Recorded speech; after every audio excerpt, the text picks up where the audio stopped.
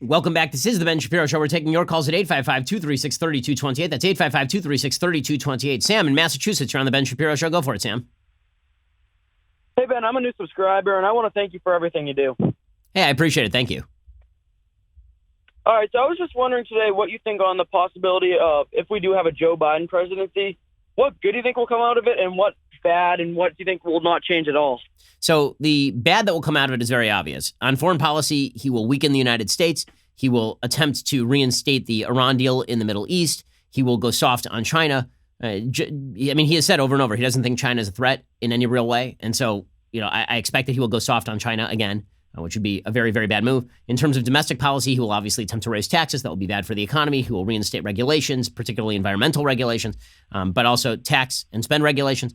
He will presumably attempt to go for a public option in the medical space. If he has a Democratic majority in the Senate, it's possible he's able to ram that through in the same way that Nancy Pelosi rammed through Obamacare in the first place, although I doubt he'll have enough of a majority in the Senate to actually get that passed. That's the downside. The good side is that Biden will have foreclosed Sanders, which will be good. If Biden were to, God forbid, win the presidency, at the very least, the Democratic Party doesn't swing out to become the party of full-blown communism, which I think is horrible for the country. I don't think that Joe Biden, despite his best efforts to pretend to be a Howard Zinn historian, I don't think he actually believes that kind of stuff about the United States. So that will be fairly good. I don't think that Biden is inherently as offensive as somebody like a Bernie Sanders to basic American ideals.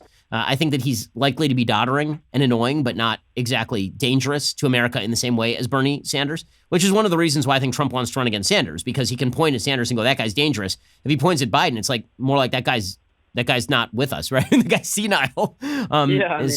Those are, I think, the upsides and the downsides of a Biden presidency. I think that things calm down in the country a little bit, mainly because the Democrats will have won, so the Democrats don't go quite as nuts.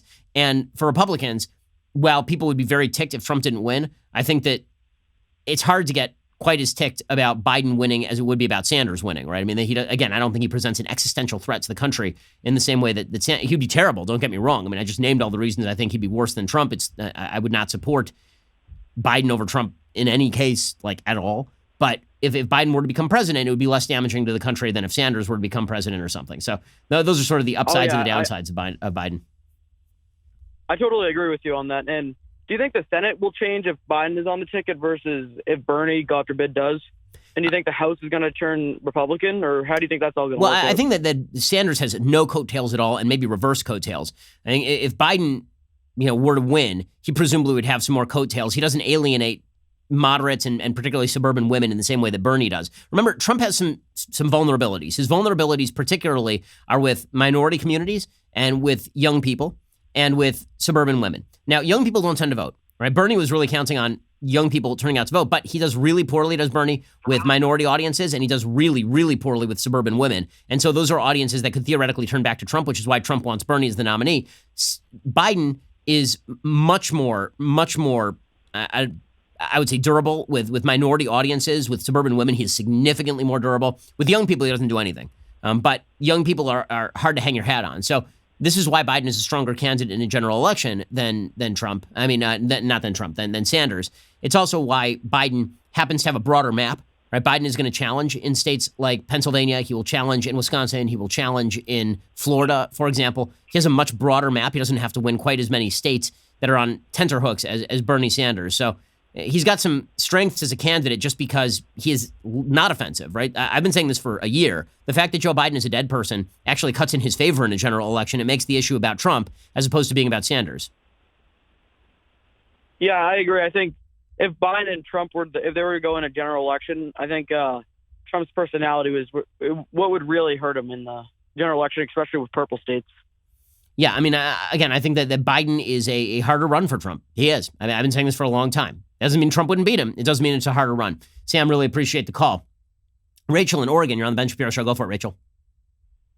Yes, thank you, Ben. I had a question. So things are becoming more and more political as the years go on, I think, due to social media. And so I have a 13-year-old and 11-year-old. And my sixth grader, my 11-year-old, was asked in class how they felt about Trump. Do they want him as the president, for the next election and things like that. And, my son's answer was, well, it doesn't affect me. And, I kind of had a word with him and was like, actually, it kind of does because, these are the candidates. And their dad happens to be a Bernie Sanders fan and is going to vote for him. And so we had a discussion on the differences between if Trump stays president or if Sanders stays or becomes president. And at what age is it really appropriate to really dive into, I guess, the seriousness of politics Yeah, so and Rachel, everything? I have kids who are 6 and soon to be 4. I'm gonna have another one on the way, maybe like this very moment. And and my answer is that as the questions arise, you have to deal with it. I mean, really, I've had my daughter ask me specific questions about politics and she's 6, right? Questions not that she hears in school, but like, for example, we were reading about Purim the other day, which is a holiday that's coming up next week for Jews. It talks about Esther and Mordecai and sort of the Persian Empire. And she said, could we go to Shushan, which is one of the cities mentioned in the Megillah? And I said, well, we can't. It's in Iran. And she says, well, what's bad about Iran? And so I have to explain to her why the Iranian regime is bad, like in very, very basic terms. Yeah. As questions arise, you answer them in the most honest way possible. That's taking your kids seriously. I think that is different than sort of foisting politics on them, but values are politics. You teach your kids values, and that is going to have political ramifications, Rachel, and that starts from the earliest age they're asking questions about values, which do have political ramifications. Rachel, really appreciate the call. Today is Super Tuesday. So this evening, we're going to find out whether Joe Mentum is real or a figment of imagination. This is The Ben Shapiro Show.